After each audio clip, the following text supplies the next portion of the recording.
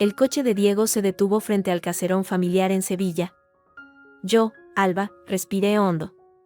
Llevaba una mentira en la maleta, mis verdaderos ingresos, 600.000 euros al año, escondidos tras un humilde salario de 5.000 mensuales. Quería que me quisieran por mí. Carmen, su madre, nos recibió en la puerta.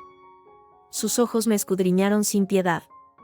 Alba, por fin, dijo, ofreciendo una mejilla fría. Diego habla tanto de ti. Mucho gusto, señora, contesté. Ella me guió por un pasillo estrecho hasta una habitación pequeña y oscura. Es la habitación de la ayuda, donde dormía Lucía, nuestra antigua asistenta. Espero que no te importe. Diego miró al suelo. Yo forcé una sonrisa. No, en absoluto. Gracias. La cena fue tensa. Estaban su tío Federico y su prima Sofía. Carmen dirigía la conversación. ¿Y tú, Alba, en qué trabajas? Soy asistente de dirección, mentí. Ah. Un trabajo modesto, pero honrado, comentó ella, bebiendo un sorbo de vino. Las mujeres que entran en nuestra familia deben entender el orden. Las reglas. ¿Reglas? Pregunté. Tradiciones, Alba. Para preservar el legado. Cuando mi Diego se case, su esposa deberá seguirlas. Integrarse por completo. Saber cuál es su lugar. Miré a Diego. Él evitó mi mirada. Carmen continuó. El orden lo es todo. Incluso en las pequeñas cosas, como dónde dormir. O cómo comportarse. El silencio se hizo pesado. Diego finalmente habló, sin mirarme. Mamá tiene razón. Cada familia tiene sus costumbres. Si formamos una familia, tendrás que adaptarte. La frase, si formamos, me dolió más que el insulto. Sentí la rabia subir, pero la contuve. Sonreí, con frialdad. Ya veo. Condiciones muy claras, dije, mirando a Diego fijamente. Bueno, si esas son las condiciones, entonces mejor no nos casamos. Carmen dejó el tenedor. Sofía contuvo la respiración. Diego palideció. Alba, no es para tanto. Es muy claro, Diego. Primero tu familia. Luego, lo demás. Gracias por la sinceridad. Me levanté y salí del comedor. Subí a mi cuarto, la habitación de la ayuda. La rabia hervía en mí. Habían juzgado a la Alba falsa, a la pobre. No sabían quién era realmente. En la mesilla, alguien había dejado una vela. La encendí. Bajo el armario viejo, vi una caja de madera polvorienta. La arrastré. En la tapa, un nombre escrito a mano, casi borrado, Lucía. La abrí. Dentro, un cuaderno viejo y una foto. En la foto, una chica joven y sonriente, con un Diego adolescente y enamorado abrazándola. Lucía, la anterior ocupante de esta habitación. La antigua ayuda. Cerré la caja de golpe. Esta casa no solo escondía desprecio. Escondía secretos. Y yo, Alba, iba a descubrirlos todos. La partida acababa de empezar. No pude dormir. La luz de la luna entraba por la pequeña ventana de la habitación de Lucía. La caja de madera estaba sobre mi cama. Finalmente, abrí el cuaderno. La letra era temblorosa, de alguien joven. Las primeras páginas hablaban de su llegada al caserón, de su asombro por su belleza. Luego, apareció el nombre de Diego. Hoy, Diego me ha sonreído. Parece tan triste a veces, prisionero en esta casa llena de sombras. Su madre me odia. Sabe que me mira. Me asigna los trabajos más duros. Las páginas se volvieron más apasionadas, luego más oscuras. Estoy embarazada. Se lo he dicho a Diego. Tenía miedo, pero ha estado tan dulce. Dice que lo arreglará todo. Que hablaremos con su madre. Unas páginas después, la escritura se volvía desesperada. Carmen lo sabe. Me llamó a su habitación. Me dijo que una criada no mancharía el apellido de los Rodríguez. Me ofreció dinero. Dijo que la familia estaba al borde de la ruina, que un escándalo los hundiría. Que yo los hundiría. Le dije que no. Que Diego me amaba. La última entrada era corta, y las manchas en el papel parecían lágrimas secas. Hoy me ha gritado. Dice que soy una oportunista. Que nunca me amó. Que fue un error. Carmen estaba a su lado. Le creo a ella. No a él. Me voy mañana. No sé a dónde. Pero no puedo quedarme. Él no me ha defendido. Mi Diego ya no existe. Quizás nunca existió. El cuaderno terminaba ahí. Cerré los ojos. Lucía, la chica de la foto, había vivido mi misma humillación, pero multiplicada por 1000. Y Diego. Diego había elegido a su madre. Como había hecho hoy en la cena. Un suave golpe en la puerta me sobresaltó. Era Sofía, la prima. Entró rápidamente, cerrando la puerta. Tienes que irte de aquí, susurró, sus ojos llenos de miedo. ¿Por qué? Pregunté, escondiendo el cuaderno. Por todo. Por lo de la cena. Por esta habitación. Miró a su alrededor con tristeza. Te han puesto aquí a propósito. Es un mensaje. Lo he captado, dije secamente. No lo entiendes, Alba. Se acercó más. La familia no tiene dinero. O muy poco. Las cosechas de olivo han sido malísimas. Deben mucho al banco. Tía Carmen está desesperada. Quiere que Diego se case con alguien, con dinero. El aire se me atascó en el pecho. Todo cobraba sentido. El desprecio por mi supuesto salario bajo. Las reglas. Querían una nuera rica que los salvara. Yo, con mi mentira, les había demostrado que era justo lo contrario, una carga más. ¿Y Diego lo sabe? Pregunté, casi sin voz. Por supuesto que lo sabe. La voz de Sofía sonó amarga. Él trabaja en el banco que tiene la hipoteca. Es su papel encontrar la solución. Marina, su ex, su familia tiene mucho. Pero Marina se cansó de los Rodríguez. Por eso trajo a Diego a Madrid, le consiguió ese trabajo, y por eso conoció a otra. A ti. Sentí un escalofrío. ¿Había sido todo calculado? ¿Nuestro encuentro en Madrid? ¿Por qué me cuentas esto? Pregunté. Sofía miró hacia la puerta, nerviosa. Porque a mí tampoco me quieren aquí. Porque lo que le hicieron a Lucía, se mordió el labio. Fue horrible. Y nadie hizo nada. Tienes que irte antes de que te hagan daño. Antes de que pudiera responder, se fue tan sigilosamente como había llegado. Me quedé sentada en la cama, con el cuaderno de Lucía en una mano y la advertencia de Sofía en la cabeza. Al día siguiente, la casa era un hervidero de preparativos para la cena de Nochevieja. Carmen me asignó tareas mundanas, pulir la plata, ayudar en la cocina. Diego me evitaba. Me sentía como la nueva sirvienta, y esa era precisamente la idea. Por la tarde, sonó el timbre. Una voz fresca y alegre resonó en el recibidor. Carmen. Dieguito. Feliz Navidad. Una mujer alta, rubia y de una belleza serena entró como si fuera su casa. Llevaba un abrigo caro y una sonrisa de ganadora. Era Marina, la ex. Carmen la abrazó como a una hija pródiga. Marina, cielo. ¡Qué alegría verte! Diego, mira quién ha venido. Diego apareció, y su cara fue un poema de incomodidad y algo más, nostalgia. Hola, Marina. No sabía que vendrías. Oh, por Dios, no podía perderme la Nochevieja con la familia. Exclamó ella, y luego sus ojos se posaron en mí. Yo estaba en el umbral del salón, con un trapo de plata en la mano. Oh, y tú debes ser Alba. Diego me ha hablado mucho de ti. Se acercó, tendiendo una mano impecable. Soy Marina. Una vieja amiga de la familia.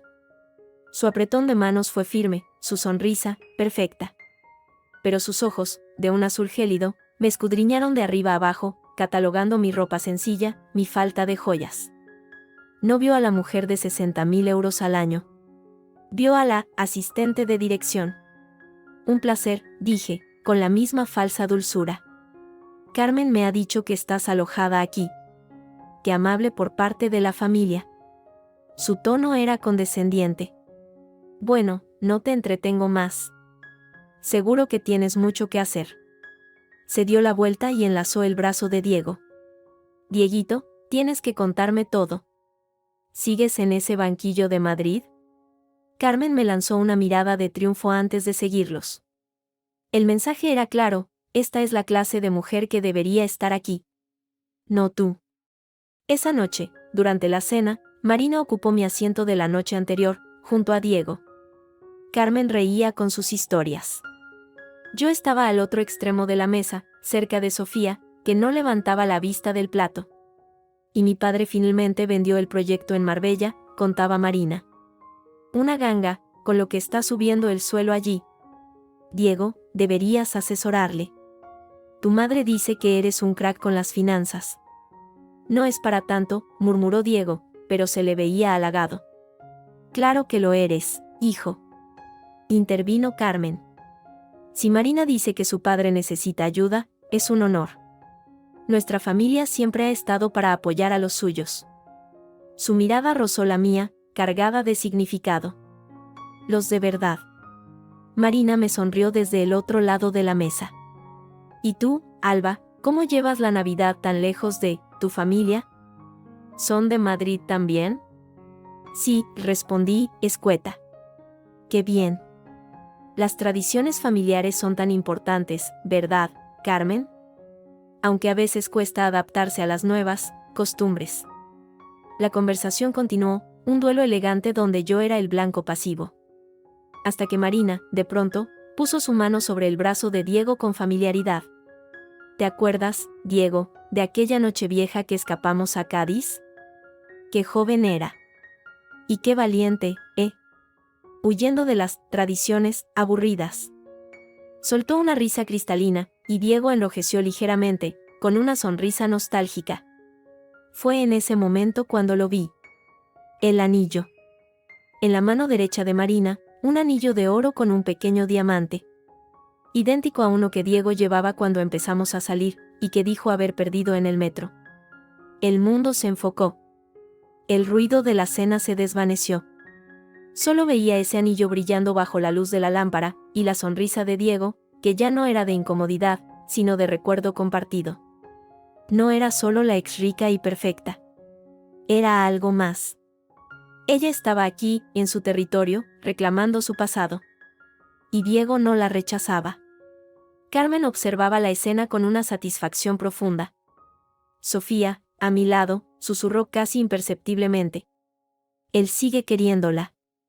Todo el mundo lo sabe. Terminé la cena en silencio. La caja de Lucía, las deudas, Marina. Las piezas empezaban a encajar, pero la imagen que formaban era cada vez más siniestra. Subí a mi cuarto, pero no a dormir.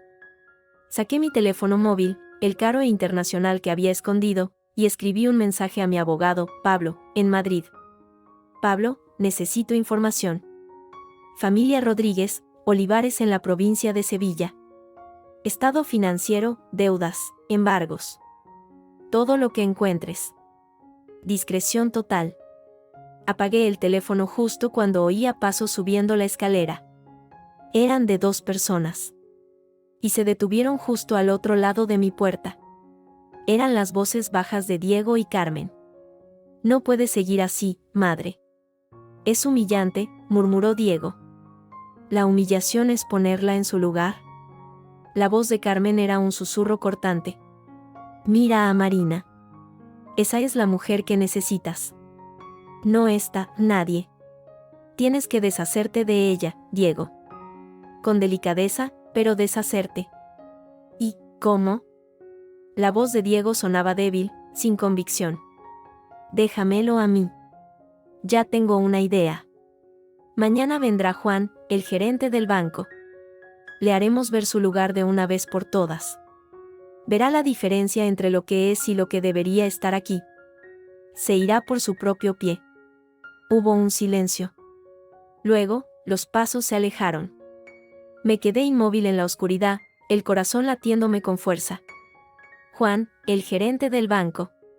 Una idea tomó forma en mi cabeza, fría y clara. Ellos querían jugar con las apariencias, con el dinero. Muy bien. Sonreí en la oscuridad. Mañana, el gerente del banco conocería a Alba, la modesta asistente. Pero pronto, muy pronto, conocería a la otra. A la verdadera. Y entonces, Carmen y Diego entenderían lo que era realmente el miedo. Los pasos de Carmen y Diego se desvanecieron por el pasillo. Me quedé inmóvil en la oscuridad de la habitación de Lucía, su confesión aún ardiendo en mis oídos. Deshacerte de ella. Ya tengo una idea. No era solo desprecio. Era una conspiración. La rabia fría se solidificó en una determinación de acero. Ya no era solo mi orgullo herido. Era una guerra. Y yo tenía recursos. Esperé hasta que la casa estuvo en silencio. Luego, con el teléfono escondido bajo las sábanas, marqué un número internacional. Sonó 2 veces. Pablo, dije en voz baja pero clara. Alba. ¿Problemas? La voz de mi abogado, serena y eficiente, fue un bálsamo. Necesito que hagas 2 cosas. Rápido y en silencio. Primero, toda la información financiera de la familia Rodríguez de Sevilla. Propiedades, deudas bancarias, embargos, el nombre del banco principal y del gerente a cargo.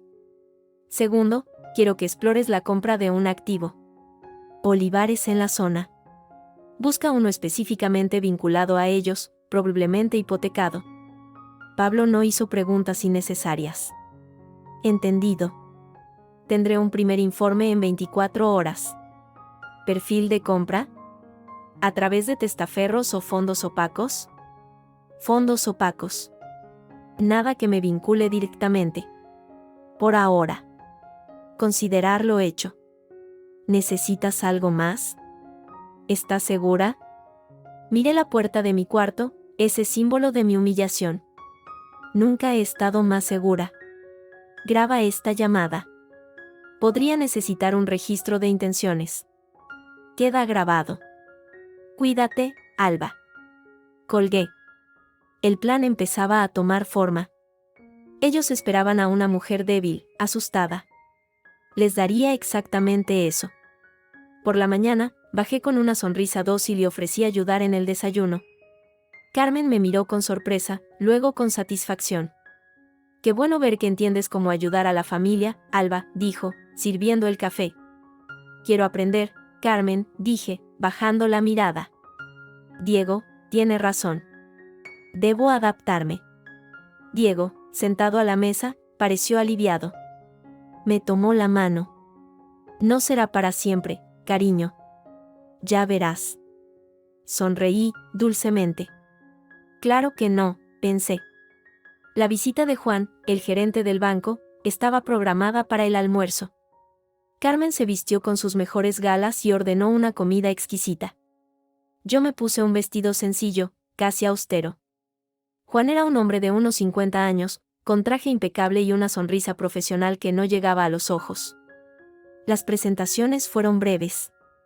Juan es un pilar para esta familia, anunció Carmen, con voz melosa. Sin él, nuestro modesto legado no se mantendría en pie. Exagera usted, Carmen, dijo Juan, pero se le notaba halagado.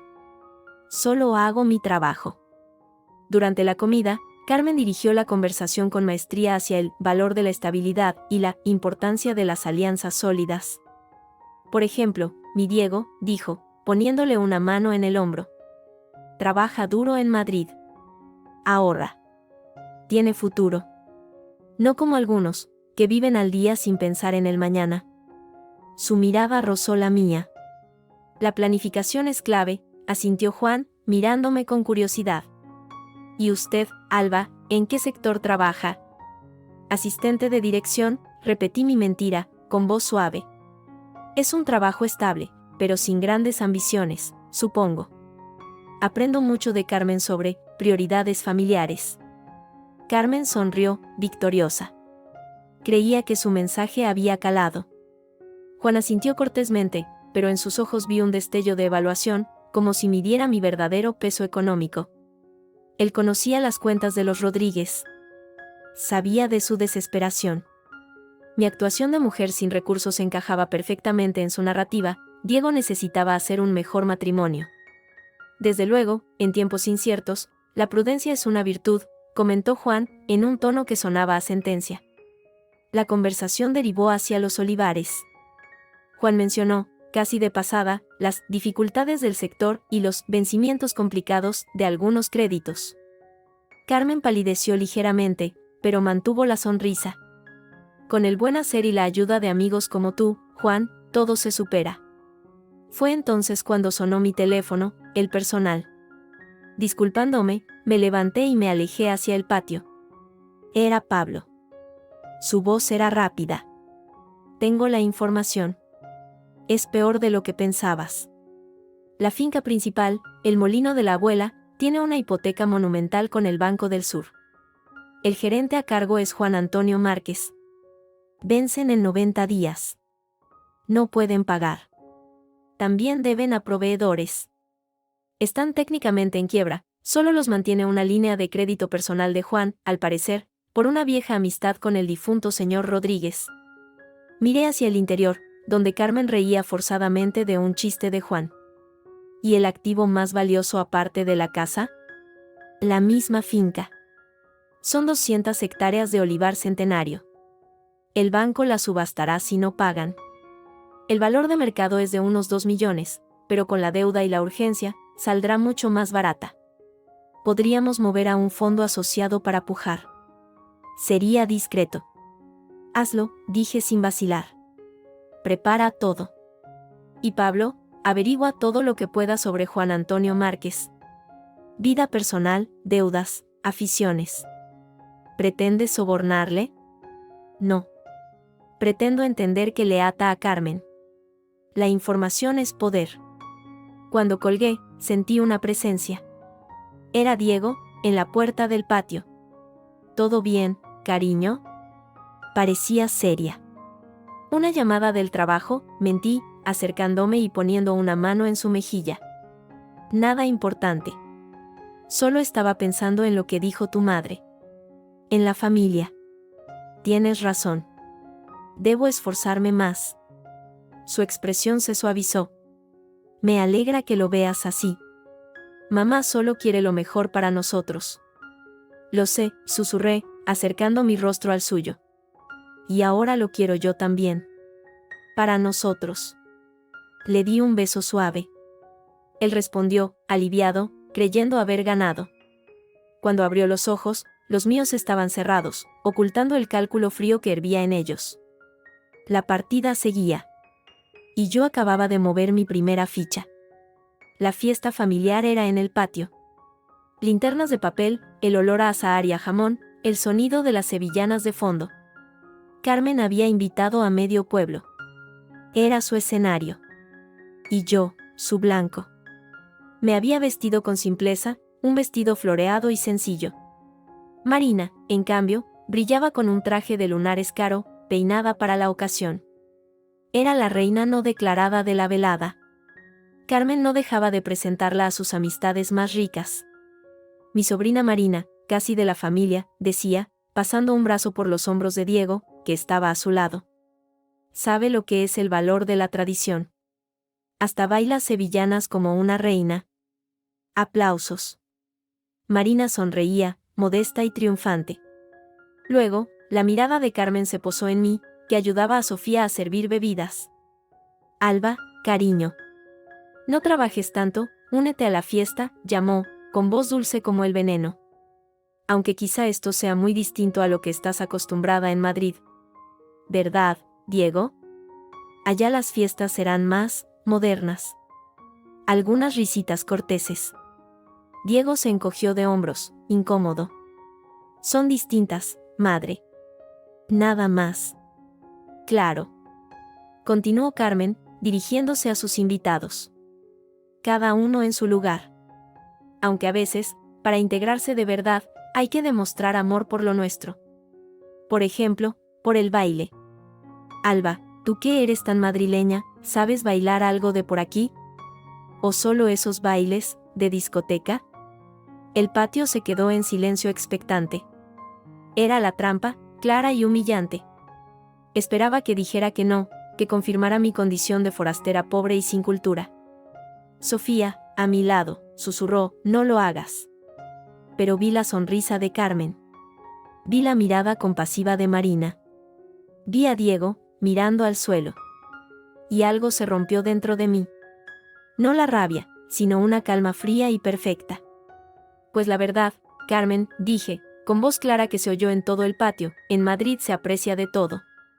Pero mi abuela era de Triana. Me enseñó unas cosillas, hace mucho tiempo. Un murmullo recorrió el patio. Carmen parpadeó, sorprendida. Triana no era cualquier barrio, era la cuna del flamenco más puro.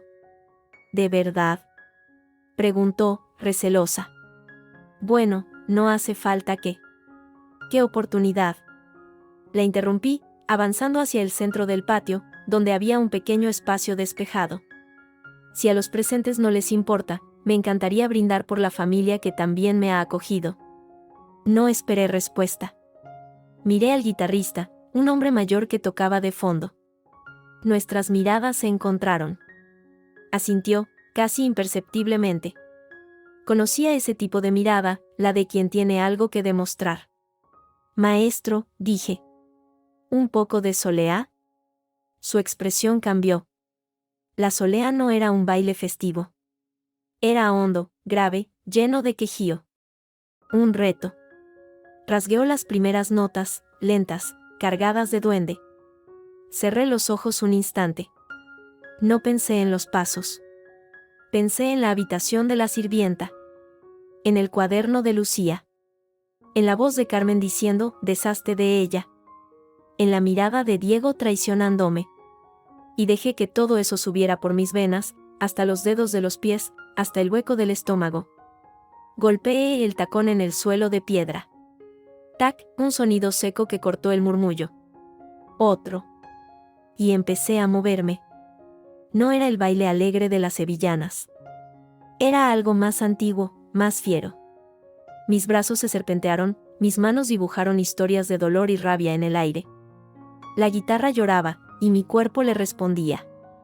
Cada taconeo era un latigazo contra su desprecio. Cada vuelta, una bofetada a su falsa superioridad. Bailé por Lucía, por su hijo perdido, por todas las que habían pasado por aquella casa y habían sido pisoteadas. El patio estaba en silencio absoluto. Las caras de asombro eran una máscara borrosa. Solo veía a Carmen, pálida, con la sonrisa congelada. A Diego, boquiabierto. A Marina, con los labios apretados. Bailé hasta que la música se volvió un remolino, hasta que el rencor y la fuerza me poseyeron por completo. Y entonces, llegó el momento. En el clímax, un giro brusco, un taconeo final, y dejé que mi pie se torciera. No mucho. Solo lo justo. Caí al suelo de piedra con un golpe sordo, un grito ahogado que sonó muy real. El dolor en el tobillo era agudo y verdadero. Pero no era lo único. Había planeado caer junto a una silla de hierro forjado. Mi rodilla, al raspar contra el borde, se abrió en un corte superficial pero sangrante. La tela del vestido se tiñó de rojo al instante. La música se detuvo en seco. Gritos. La gente se acercó. Llama a Antonio, el médico. Ordenó la voz de Carmen, más alarmada por el escándalo que por mi herida. Me llevaron dentro, a un pequeño cuarto de invitados. El médico, Antonio, era un hombre mayor de modales suaves. Examinó mi tobillo primero. Esguince leve, señorita. Duele, pero no es grave. Pero esta herida. Mientras limpiaba el corte en mi rodilla, con Carmen y Diego agolpados en la puerta, fingiendo preocupación, el médico bajó la voz. Sus ojos, sabios y cansados, encontraron los míos. Tenga cuidado con los golpes en esta casa, señorita Alba, murmuró, casi sin mover los labios, mientras aplicaba un antiséptico. Las piedras son traicioneras. Como algunas personas. Levanté la vista, sorprendida. Él no miraba mi herida, sino la puerta, donde Carmen cuchicheaba con Diego. No entiendo, susurré. Él hizo una pausa, y su voz se volvió aún más baja, un hilillo de sonido entre el jaleo del pasillo. Hace años, a una chica. Lucía, se llamaba, también le sentó mal algo que tomó aquí. Un malestar muy fuerte. Tuvo que marcharse. A veces, las paredes ven cosas que la gente calla. Mi sangre se heló. Un malestar muy fuerte. Algo que tomó. Sus ojos me dijeron el resto. No fue un accidente. Carmen le había dado algo. Algo para deshacerse del niño. Del heredero no deseado. Antes de que pudiera reaccionar, Carmen entró en la habitación. ¿Qué tal está, Antonio? Nada grave, espero. Qué accidente más tonto, Alba, deberías haber tenido más cuidado. Un corte superficial y un esguince, dijo Antonio, con voz profesional de nuevo. Reposo. Y cuidado con lo que pisa. Su mirada se encontró con la mía un instante más. Un mensaje claro. Cuidado. Mientras me ayudaban a cojear hasta la habitación de la sirvienta, oí voces airadas en el salón. Era la voz de Sofía, temblorosa pero valiente. Fue adrede, tía Carmen. La has humillado. Y encima, ella bailó mejor que nadie. Te ha dado vergüenza y por eso estás así. Un sonido seco. Una bofetada. Luego el grito ahogado de Sofía. ¿Cómo te atreves a hablar así a tu tía, mocosa desagradecida? Era la voz de Carmen, llena de ira. Vete a tu cuarto. Y mañana te vas a casa de tu madre. Aquí no te queremos. Pasos corriendo, un llanto ahogado. Luego, silencio. Al llegar a mi cuarto, sola al fin, dejé que la máscara de dolor se cayera. El tobillo me dolía, la rodilla ardía. Pero dentro, mi mente era un torbellino. Antonio, el médico, me había advertido. Carmen había envenenado a Lucía. Sofía había sido castigada por defenderme. Y yo, sangrando en la habitación de la chica a la que habían destruido, tenía todas las piezas. El odio, el miedo, los secretos. Y ahora, un aliado inesperado. Saqué el teléfono. Un mensaje de Pablo: los papeles de la hipoteca están listos. El fondo está preparado para la oferta. Juan Márquez tiene una hija enferma. Gastos médicos altos. Es vulnerable. Sonreí, a pesar del dolor. La partida cambiaba. Ellos pensaban que me habían herido. Pero solo habían afilado mis garras. Miré por la ventana, a la oscuridad del patio donde había bailado. Pronto, no sería mi sangre la que mancharía las piedras. Pronto, sería el turno de ellos. Y esta vez, no sería un accidente. El dolor en mi tobillo era un latido constante, pero la claridad en mi mente era absoluta. En la soledad de la habitación de Lucía, con la advertencia del doctor Antonio resonando en mis oídos, el plan tomó forma. Completo y despiadado. Si querían una víctima, les darían una. Pero sería una víctima que los mordería. Al día siguiente, cojeé hasta el desayuno. Carmen apenas me miró. Diego murmuró un «¿Cómo estás?», vacío. La atmósfera era de lástima mezclada con fastidio. Yo, la torpe que había estropeado la fiesta. Necesito ir a la farmacia, dije, con voz débil. Por el antiinflamatorio. Ve con Diego, ordenó Carmen, sin levantar la vista del periódico. En el coche, el silencio era espeso. Al llegar a la farmacia, entré cojeando. Hice mi compra, el antiinflamatorio, y en un segundo mostrador, una caja de vitamina B12 y un test de embarazo de los caros. Lo suficiente para que la farmacéutica, una señora cotilla que conocía a toda la familia, lo viera todo. De vuelta en casa, esperé.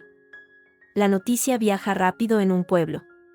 A la hora, el teléfono de la casa sonó. Era una amiga de Carmen, para interesarse por mi tobillo. A la tarde, cuando Carmen volvía del mercado, su mirada ya era diferente. No cálida, sino calculadora. Me escrutó como si viera por primera vez. La cena fue el escenario. Dejé el plato casi intacto. Llevé la mano al estómago con un gesto leve, involuntario. ¿No te gusta la comida, Alba? Preguntó Carmen, pero su tono no era de ofensa, era de curiosidad aguda. No, está rica. Es solo que, y no tengo mucho apetito últimamente. Y tengo unas náuseas terribles por las mañanas. Dejé caer las palabras como piedras en un estanque quieto. El silencio fue absoluto. Diego dejó el tenedor. Carmen contuvo la respiración. ¿Náuseas?, repitió Diego, con una voz extraña. Sí. Desde hace unas semanas. Pensé que era estrés, con el viaje y todo, pero me encogí de hombros, fingiendo confusión. Hoy en la farmacia, la señora me vio comprar el test. Me dio tanta vergüenza. Y Carmen se inclinó hacia adelante, sus ojos brillando con una luz febril. Bajé la mirada, una sonrisa tímida y falsa en mis labios. Es positivo. Muy positivo. El estallido fue instantáneo. Carmen se levantó de un salto, rodeó la mesa y me abrazó con una fuerza que no le conocía. Mi niña. Mi niña. ¡Qué alegría! Diego, vas a ser padre. Diego tenía la boca abierta. La noticia le golpeó primero como un mazazo, luego, una sonrisa lenta, de alivio y de algo más, de triunfo, se extendió por su rostro. Se acercó y me besó. Su beso sabía a mentira compartida. Es increíble, Alba. ¿Por qué no me lo dijiste? Quería estar segura. Y con el accidente, tenía miedo. Por supuesto, pobrecilla, exclamó Carmen, acariciándome el pelo con una ternura grotesca. Nada de más preocupaciones para ti. De la habitación de la ayuda, te mudas hoy mismo a la habitación de invitados principal. Diego, ayúdala. Y nada de ayudar en la casa. Tú a descansar. El bebé de los Rodríguez lo necesita. El cambio fue tan radical que resultaba obsceno. De la despreciable intrusa, pasé a ser la joya de la corona. Mi mentira sobre el embarazo era la llave que abría todas las puertas. Y confirmaba todas mis sospechas, yo no importaba. Solo mi útero, y la herencia que creían que no tenía, pero que ahora, con un hijo de por medio, podrían intentar controlar. Esa noche, desde la lujosa habitación de invitados, llamé a Pablo. Ejecuta la compra. Ahora. Ofrece un 5% más para cerrarlo mañana. Usa el fondo opaco. Quiero los papeles de propiedad antes de 48 horas. Está hecho, Alba. Aeterna Holding será la propietaria del olivar, el molino de la abuela, para el viernes. Ellos no sabrán quién está detrás hasta que sea demasiado tarde. Colgué. La primera parte de la trampa estaba tendida. Ellos creían que yo estaba atada a ellos para siempre. Yo estaba comprando el suelo que pisaban. Al día siguiente, mientras Carmen atestaba la casa de supositorios vitamínicos y hablaba de nombres, recibí una visita inesperada. Sofía, pálida, me encontró en el jardín. Hay una mujer. En la puerta de servicio. Pregunta por ti. Dice que se llama Lucía. El corazón me dio un vuelco. La seguí hasta la puerta trasera, medio escondida por una higuera. Allí estaba ella. Más mayor, con los rasgos cansados, pero con los mismos ojos oscuros y honestos de la foto. Lucía. Usted es Alba, dijo, no como pregunta. Su voz era ronca, como si usara poco. Sí. Lucía, yo, tengo su cuaderno. Ella cerró los ojos un instante, como si un dolor antiguo la atravesara. Luego, me agarró del brazo con fuerza. Su mirada era urgente, aterrada. Tiene que irse de aquí. Ahora. Antes de que sea tarde. Ya lo sé. Sé lo que le hicieron. No lo sabe todo, cortó ella, bajando la voz a un susurro. Hace años, cuando pasó lo mío, fue porque comí una sopa que solo ella me dio. Dijo que era para las fuerzas. Sabía rara. Antonio, el médico, me salvó, pero el bebé, una lágrima escapó por su mejilla. Ahora, con usted, hará lo mismo. Más sutil, pero lo hará. Sobre todo si cree que ese niño es una amenaza, o si cree que es su boleto para algo. No coma nada que ella le dé directamente. Nada que no compartan todos. Y no beba el café de la tarde. A ella le encanta prepararlo personalmente. Es su costumbre. Un escalofrío me recorrió la espalda. ¿Por qué me lo dice? ¿Por qué ha vuelto? Porque mi hijo, Javier, merece saber que su madre no se quedó de brazos cruzados. Y porque nadie merece pasar por lo que yo pasé. Cuídese. Y si puede, arruínéla. Sin darme tiempo a responder, se dio la vuelta y se perdió por el callejón. Su advertencia era demasiado específica para ignorarla. Y encajaba perfectamente en mi plan. Esa misma tarde, como un reloj, Carmen preparó el café en la salita, como cada día. Yo estaba en el sofá, con una manta sobre las piernas, la perfecta futura madre. Toma, cariño, con leche y azúcar, para las energías, dijo, ofreciéndome una taza de porcelana fina. Gracias, Carmen, sonreí, aceptando la taza. La llevé a mis labios, fingí un sorbo. Hice una mueca leve. ¿Qué pasa? ¿No está bueno? No, sí, está delicioso. Es solo que, y de repente, me ha dado un mareo muy fuerte. Puse la taza en la mesita, llevándome la mano a la frente. ¿Os importa si me voy a acostar un poco? Por supuesto que no, cielo.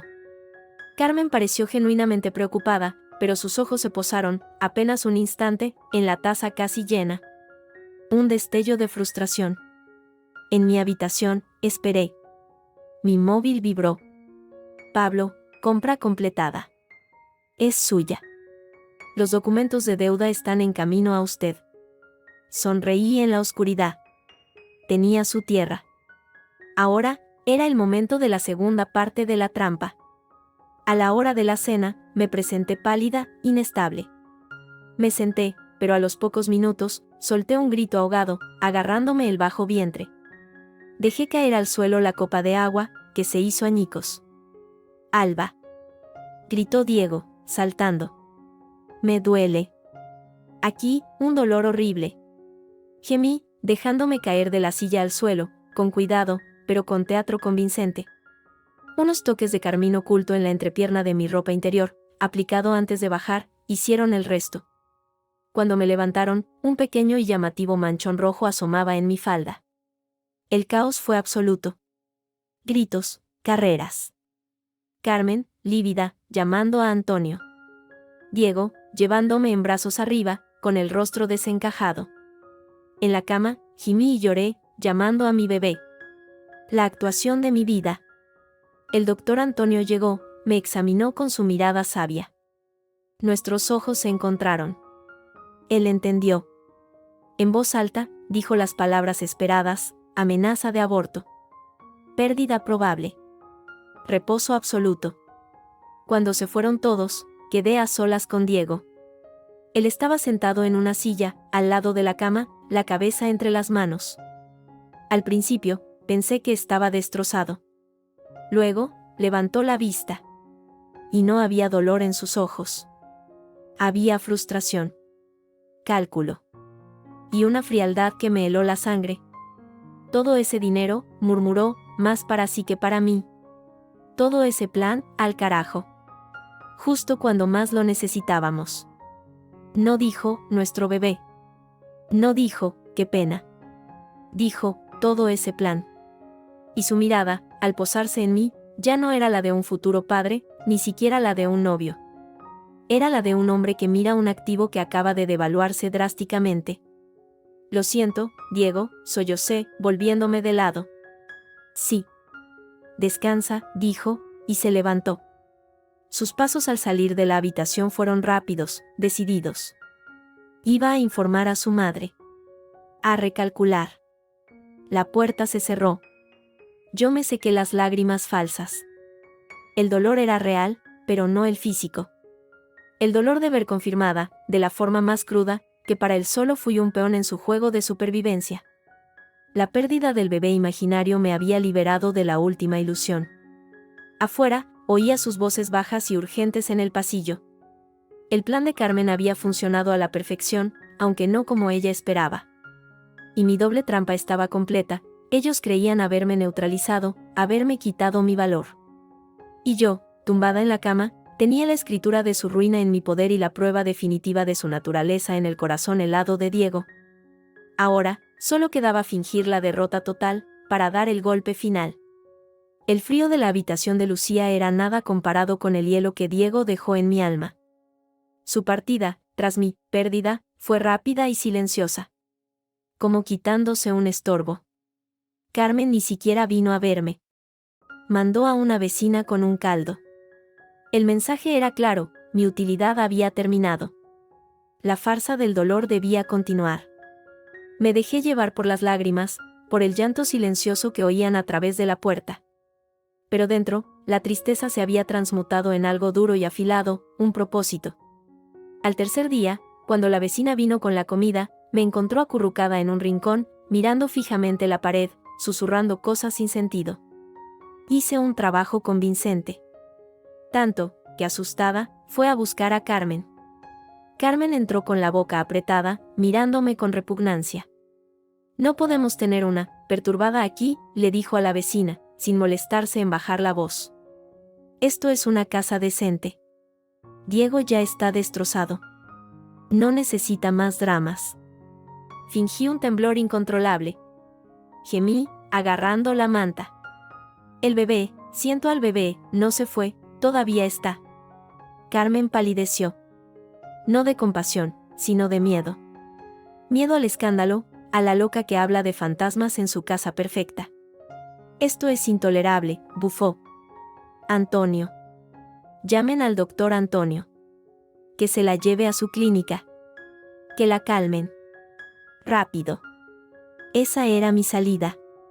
La clínica del doctor Antonio, el único que había visto a través de su fachada. El que me había advertido. La clínica era un lugar tranquilo, blanco, alejado del pueblo. Una residencia privada para convalecencias y descansos. Antonio me recibió en su despacho, una vez que la ambulancia privada y la enfermera que Carmen envió, y pagó de mala gana, se fueron. Puede dejar de temblar, Alba, dijo, cerrando la puerta. Su voz era cansada, pero sus ojos, agudos. No hay cámaras aquí. Solo yo. Me enderecé en la silla, secándome las lágrimas falsas de un gesto. El temblor desapareció. Gracias, doctor. No me dé las gracias. Dígame qué juego está jugando. ¿Por qué lo de la caída en el patio no fue del todo accidental, verdad? No, y lo del aborto, tampoco. Le conté todo, de forma sucinta. Mi verdadera identidad, la mentira, la trampa de la boda, la deuda, la advertencia de Lucía, la compra del olivar. Todo, excepto los detalles más íntimos del cuaderno. Él escuchó, inmóvil, apoyado en su escritorio. Cuando terminé, soltó un largo suspiro. Carmen Rodríguez siempre fue una mujer peligrosa. Pero esto, negó con la cabeza. Lo de Lucía fue horrible. La chica casi se muere. No fue un simple malestar. Fue una fuerte hemorragia. Yo la atendí. Ella estaba segura de que había sido algo que Carmen le dio. Pero no había pruebas. Solo la palabra de una sirvienta contra la de una señora. ¿Y el marido de Carmen? El señor Rodríguez, pregunté, recordando sus fotos por la casa, un hombre de mirada triste. Antonio se puso serio. Fue a un archivador, sacó una carpeta muy antigua. Don Rodrigo. Un buen hombre. Débil, pero bueno. Murió de un cáncer hace unos años. Poco antes de morir, me mandó llamar. Estaba muy angustiado. Me dijo que sabía lo de Lucía. Que sospechaba que Carmen había hecho algo. Temía por esa chica y por el niño. Dijo que había hecho un nuevo testamento, secreto, con un notario de fuera. Dejaba una parte importante de sus bienes, incluido un seguro de vida, en un fideicomiso para el hijo de Lucía, si alguna vez nacía o se encontraba. El corazón me latió con fuerza. ¿Un testamento? ¿Dónde está? Nunca se supo. Don Rodrigo murió días después. Y el único testamento que se presentó fue uno anterior, que dejaba todo a Carmen, con Diego como único heredero.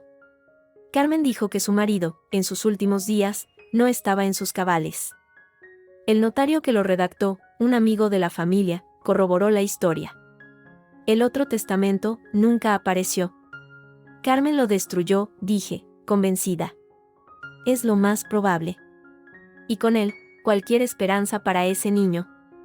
Si es que vivió. Quedé en silencio, absorbiendo la información. Era peor de lo que pensaba. No solo eran deudas y desprecio. Era robo. Robo a un niño inocente. Necesito pruebas, doctor Antonio. De la ruina, de todo. No puedo darle historiales médicos. Pero, hay otras formas. Sofía vino a verme ayer. Tiene moretones. Carmen la echó de casa, pero ella se quedó en el pueblo, escondida con una amiga. Sabe cosas. Y está muy asustada. Pero también muy, muy enfadada. ¿Puede contactarla? Él asintió.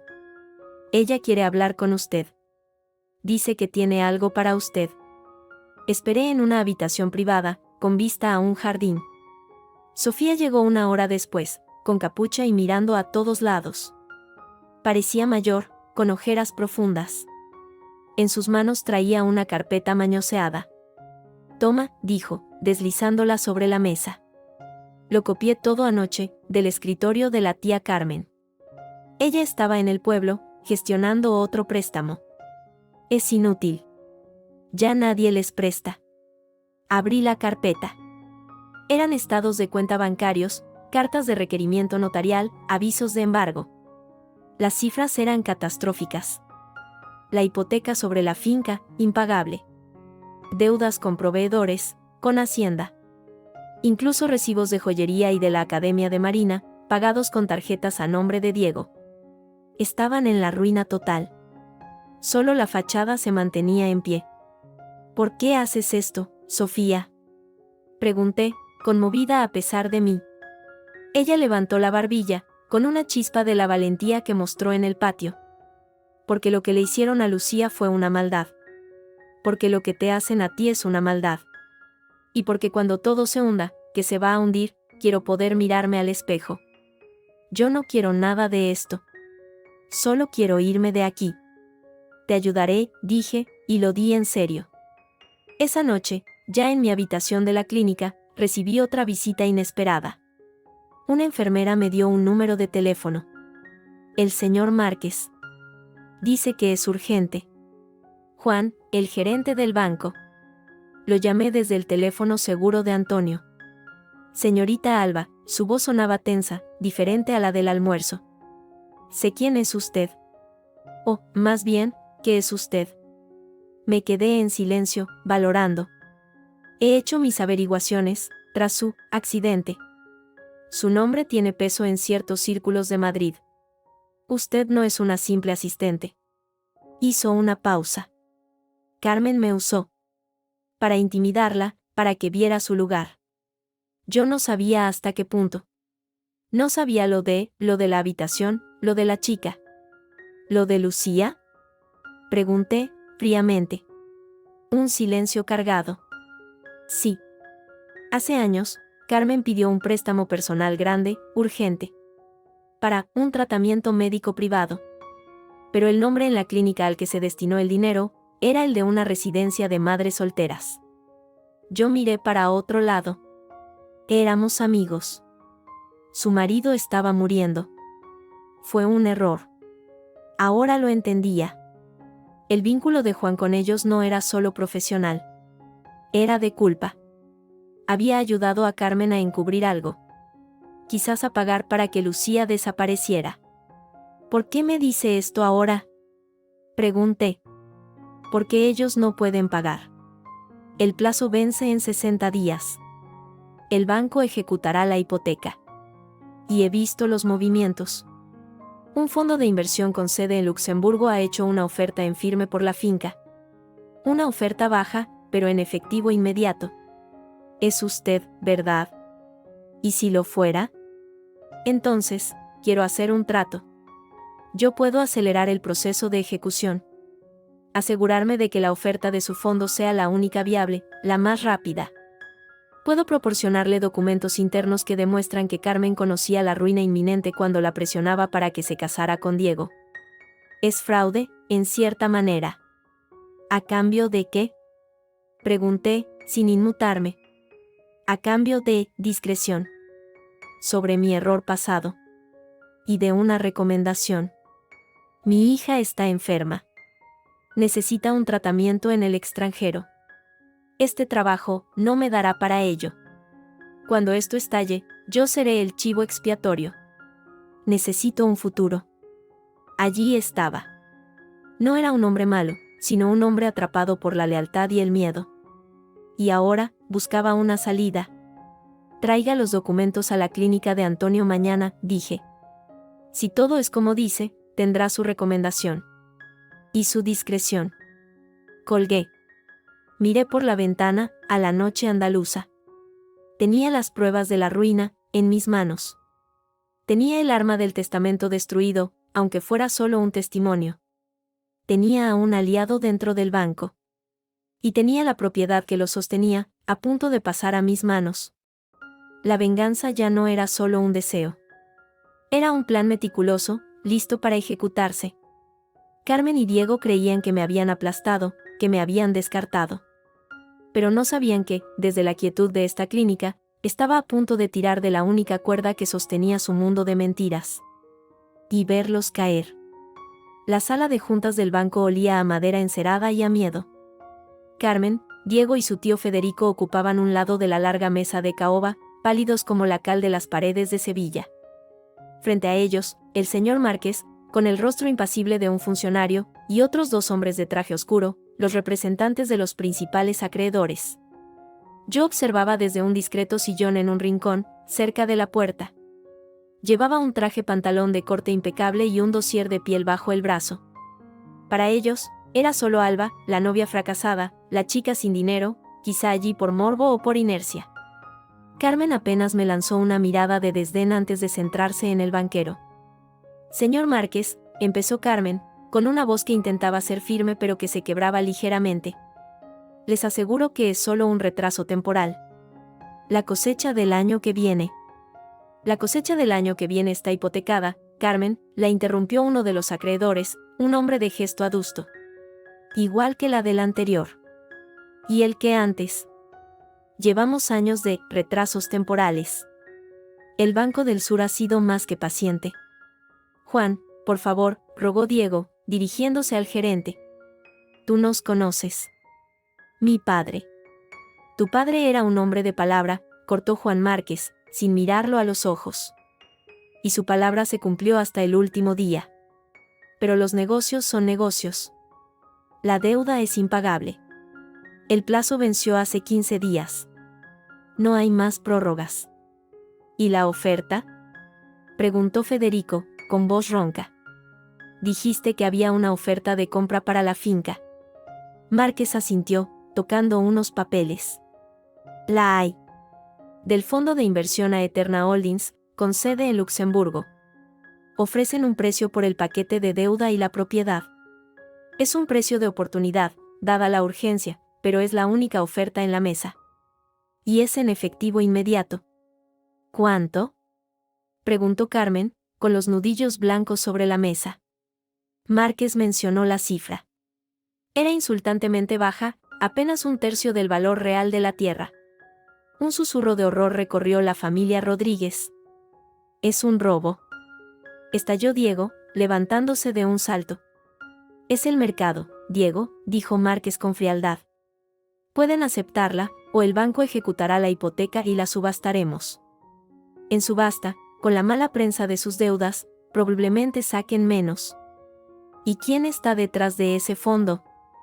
Preguntó Carmen, con los ojos entrecerrados. ¿Quién quiere robarnos lo único que nos queda?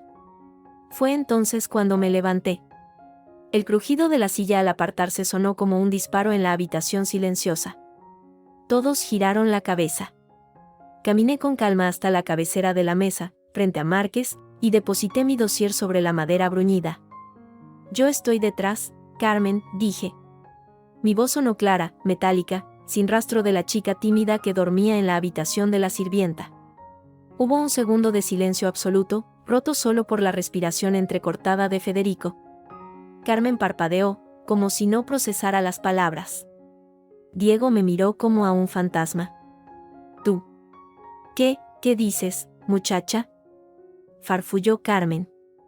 Digo que Eterna Holdings es una sociedad pantalla de mi propiedad, aclaré, abriendo el dossier. O, para ser exactos, de mi empresa de inversiones. La oferta es mía. He comprado la deuda de tu olivar, Carmen. Y ahora, soy vuestra principal acreedora. Diego palideció de tal manera que creí que se desmayaría. Alba, esto es una broma de mal gusto. Comprar. ¿Con qué dinero? Con el mío, Diego. Con mis 60.000 euros al año. De los 600.000 que gano realmente. Dejé que las palabras, y la cifra, flotaran en la habitación, viendo cómo cada sílaba los golpeaba como un martillazo. Carmen se agarrotó en su silla, su rostro una mueca de incredulidad y odio. Mientes. Eres una cualquiera. Una trepa. Aquí están los documentos de la transacción, certificados por mi bufete en Madrid, dije, pasando copias ante sus narices. Y aquí, los estados de cuenta de vuestras deudas, que vuestra sobrina Sofía tan amablemente me facilitó. Debéis hasta el agua que bebéis. Y vosotros, Diego, me volví hacia él, viendo cómo retrocedía, querías casarte con una heredera para salvaros. Te conformaste con una asistente, pero al menos era joven, ¿no? Y si no, siempre podías dejarla embarazada para atarla, como sugiriste a tu madre la noche que me escuchasteis desde el pasillo. Eso es mentira. Gritó Diego, pero su voz era estridente, falsa. No. Lo tengo grabado. Entre otras conversaciones. Mi abogado las tiene todas. No era del todo cierto, pero la semilla de la duda bastaba. Me dirigí a los otros acreedores, que observaban la escena con fascinación morbosa. Señores, esta familia no solo es insolvente. Ha actuado con mala fe, intentando un matrimonio fraudulento para obtener fondos que sabían inalcanzables. Presentaré pruebas a las autoridades. ¿Qué quieres? Rugió Carmen, encontrando por fin la voz. Era un sonido gutural, lleno de rabia. ¿Dinero? ¿Venganza?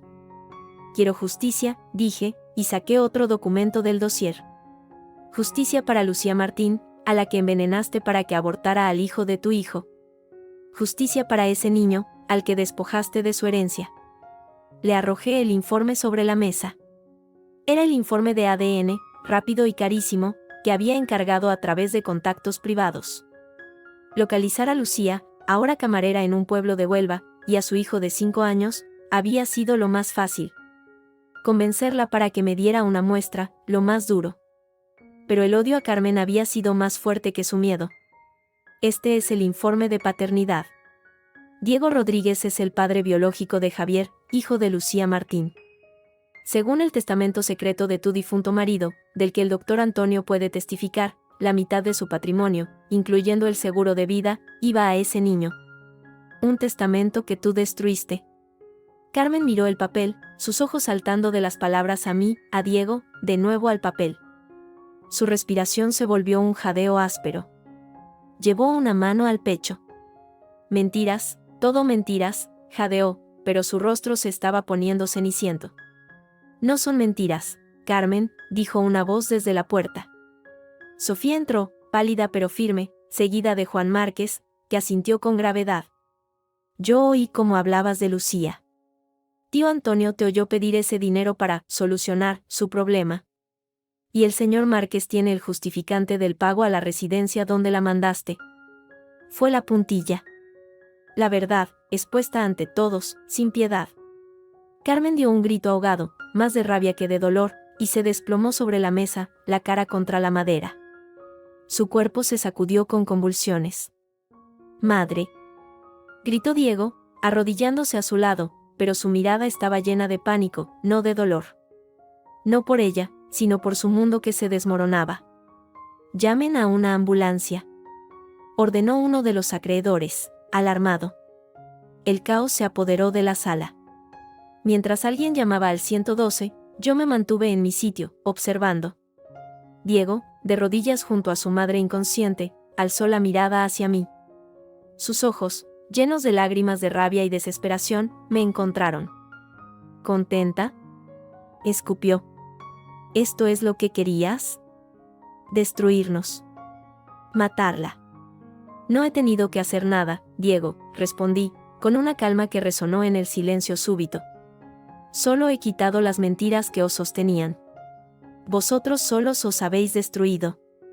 Vosotros matasteis a un niño que no había nacido, robasteis su herencia, y tratasteis de venderme como si fuera un cheque en blanco. Todo lo que cae, es por vuestro propio peso. Él se levantó, tambaleándose. La desesperación en sus ojos se transformó en un odio puro, ciego. Miró a su alrededor, como un animal acorralado. Su mirada se posó en un espejo antiguo y ovalado que colgaba de la pared, un adorno cargado de orgullo familiar. Con un grito que era más un alarido, agarró la silla en la que estaba sentado y la levantó por encima de la cabeza. «Diego, no», gritó alguien. Pero era demasiado tarde. La silla se estrelló contra el espejo con un estruendo atronador. El cristal estalló en 1000 pedazos, que llovieron sobre la alfombra persa como 1.000.000 de lágrimas afiladas. En cada fragmento roto, la imagen de la sala, de nosotros, de su propio rostro desencajado, se multiplicó y deformó. Él se quedó allí, jadeando, con la silla aún en las manos, rodeado de los restos de lo que su familia había sido. Un símbolo demasiado perfecto. Las sirenas de la ambulancia sonaron a lo lejos. Los acreedores murmuraban entre ellos, recogiendo sus carpetas, alejándose del desastre. Juan Márquez me dirigió una leve inclinación de cabeza antes de salir. Sofía se acercó a mí, su mano encontrando la mía y apretándola con fuerza.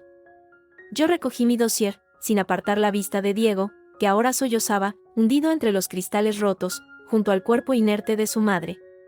No sentí triunfo. Solo un vacío inmenso y frío. La justicia, al final, tenía el sabor amargo de la ruina y el cristal roto. Di media vuelta y salí de la sala, dejando atrás el sonido de las sirenas que se acercaban y el llanto de un hombre cuyo mundo, como el espejo, yacía hecho añicos a sus pies. Mi trabajo allí había terminado. Ahora, quedaba la reconstrucción. Pero no la suya. La muerte de Carmen Rodríguez no fue un drama grandilocuente. Fue un susurro amargo en una habitación de hospital, 2 días después de su colapso en el banco. Un segundo infarto, masivo, se la llevó en silencio. No hubo arrepentimiento público, ni última confesión. Solo el eco de sus mentiras llenando el vacío que dejaba. No fui al funeral. Envié flores anónimas, blancas y frías.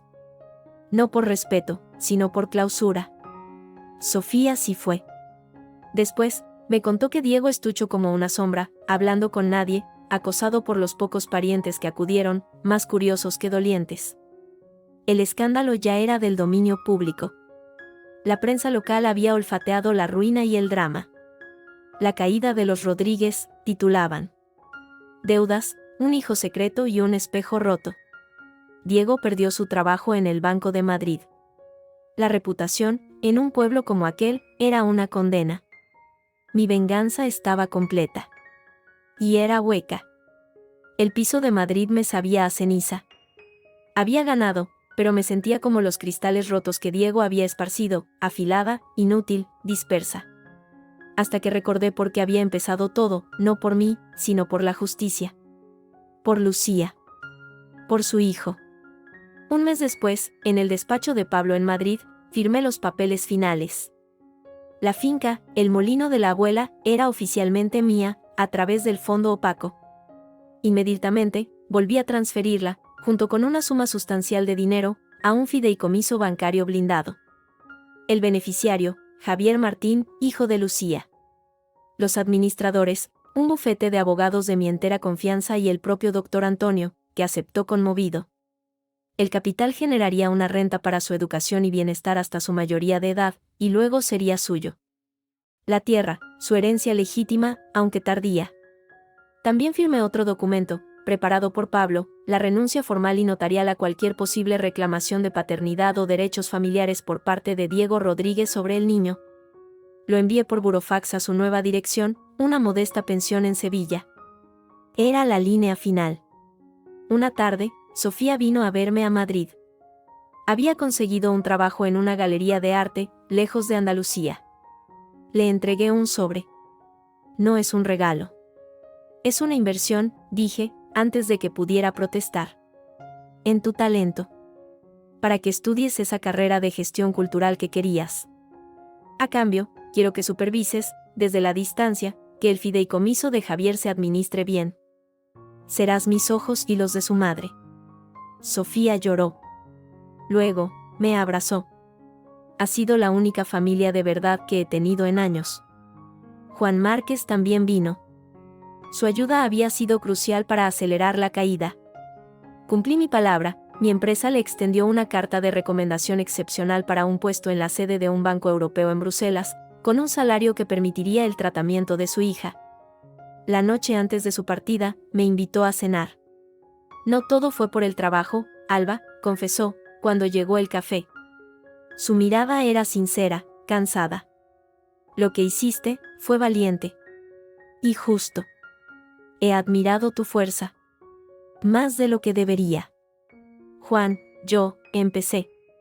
Él alzó una mano, sonriendo con tristeza. No hace falta que digas nada. Lo sé. No hay sitio para mí en esta nueva vida que estás construyendo. Solo quería que lo supieras. Y darte las gracias. Le di las gracias a él, con un apretón de manos que era un adiós. No había amor, pero sí respeto. Era más de lo que había tenido con Diego. Un año después, el olor a sal y a ciudad me recibió en Barcelona. No en un despacho, sino en un local luminoso y recién pintado en el barrio de Gracia. El letrero, discreto, decía, Casa Lucía. Centro de acogida y oportunidades. Dentro, Lucía Martín ponía unas flores en un jarrón. Su hijo, Javier, correteaba por el suelo nuevo con un cochecito. Ella ya no era la chica asustada del cuaderno. Tenía marcas alrededor de los ojos, pero también una luz tranquila en la mirada. La renta del fideicomiso le permitía vivir sin agobios, pero había querido trabajar, ser parte de esto. ¿Estás segura de esto, Alba? Me preguntó, mirando el espacio. Tanta inversión, para mujeres que ni conoces. Me conozco a mí, respondí. Y te conozco a ti. Eso basta. Esto no es caridad. Es un puente. Tú dirigirás el taller de cocina. Otras darán clases, apoyo legal, un techo. Es justicia que se mueve hacia adelante. Sonrió, y por primera vez, vi en su sonrisa el eco de la chica feliz de la foto. Pues entonces, que empiece el día. Mientras revisábamos listas de proveedores, un correo certificado llegó para mí. Era de un bufete de Sevilla. Dentro, una carta manuscrita, con una letra temblorosa y enfermiza. De Carmen. Debía de haberla escrito antes de morir, y su abogado la enviaba ahora, quizás como parte de alguna última voluntad torturada. Alba, sé que me odias. Y tienes razones. He vivido en el miedo tanto tiempo, miedo a la pobreza, al que dirán, a perder lo que creía que nos definía. Arruiné a mi hijo.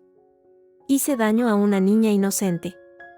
Destruí el testamento de mi marido, el único acto decente de su vida. La carga me ahoga. No pido perdón, porque no lo merezco. Pero te pido, por esa justicia en la que crees, que no dejes que mi Diego se hunda del todo. Él fue, sobre todo, mi víctima. Su padre lo vería así. Adiós. C. La leí 2 veces. Luego, la doblé con cuidado. No había perdón en mí para ella, pero su carta no lo buscaba. Era, simplemente, la confirmación de una derrota total. Sobre Diego, no hice nada. A veces, la justicia es dejar que cada uno cargue con su propio peso.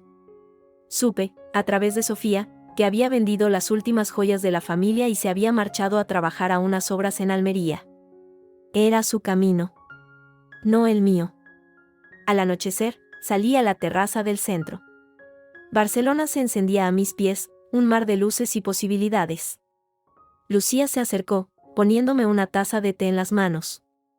«Pareces en paz», dijo. «No lo sé. Pero ya no estoy enfadada. Eso es un comienzo». ¿Y el amor?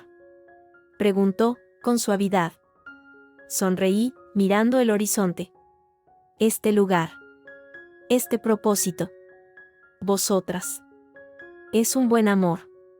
De momento, basta. Ella asintió, y se quedó a mi lado en silencio. Abajo, en la calle, la vida de la ciudad seguía su curso, indiferente a nuestros dramas pasados. Aquí, en este rincón nuevo, estábamos construyendo algo desde los escombros. No era un final feliz de cuento. Era algo mejor, un nuevo amanecer, ganado con verdad, pagado con dolor, y construido con nuestras propias manos. Y para Alba, la mujer que había fingido ser pobre para encontrar amor verdadero y solo había encontrado una guerra, ese amanecer, lento y real, era más que suficiente.